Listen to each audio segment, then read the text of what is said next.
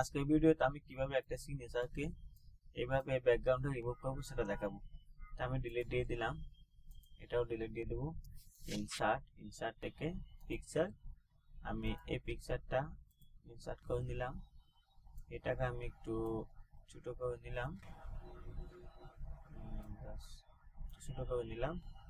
Format এখান থেকে আমি বিহাইন্ড টেক্সটে দিয়ে দিলাম, অথবা ইন ফ্রন্ট অফ টেক্সট একটু বড় করে দিলাম। এখন ক্রপ, এখান থেকে আমি এতটুকু করে নিলাম। তখন এটাকে একটু বড় করব, এখান থেকে আমি এটা করে নিলাম। এখান থেকে আমি এখানে ক্লিক করব, একটু বাস আমার হয়ে গেছে। চাইলে আমি এটি যে কোনো জায়গায় বসাতে পারবো।